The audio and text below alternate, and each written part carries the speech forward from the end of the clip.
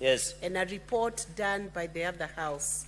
Because the integrity of that house is equally protected as the integrity. The process they are doing is equally protected, just like the process is being done by this house. So please withdraw that. Madam Speaker, there is what we call fair comment in a fair administration process. And I'm just making a general comment. I have not mentioned anybody's name, unless you know that person. Have I? I have not. The nominee is clearly known, Senator Cherargei.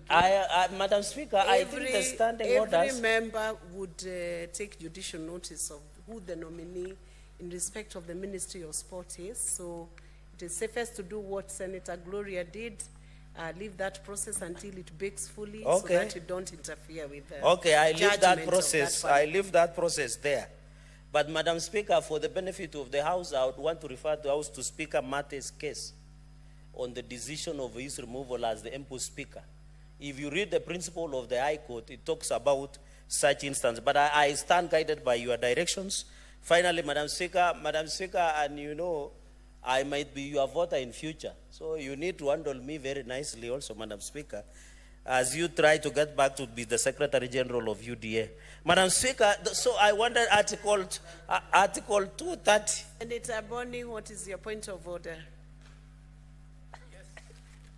Yes, Madam Speaker, I've been listening to your guidance. I do really need further clarification.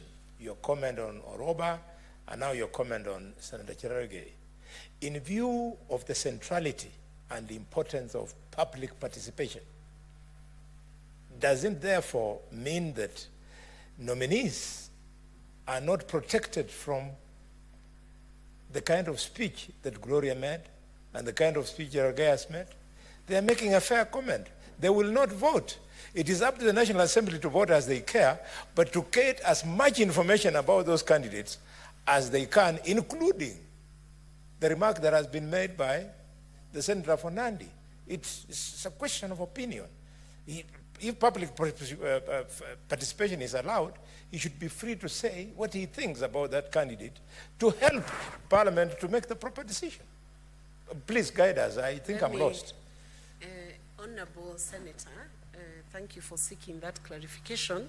The difference is that those nominees are already sitting and have the opportunity to respond to any claim that will be raised by the interview panel.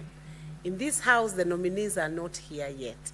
So if any issue is raised, they don't have the advantage. So we'll be breaching their rules of natural justice when they are going through an important process. So it is important that when such is raised before the determination is made, at least they be present to respond to it.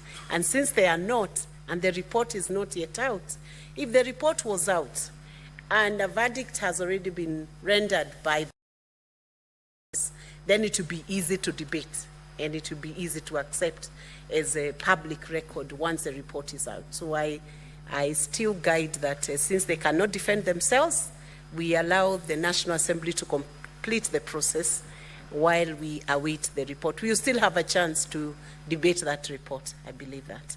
Thank you. You can finish, Senator Cherargei. Madam Speaker, I want to wish well the two candidates. I know the law says President will appoint one.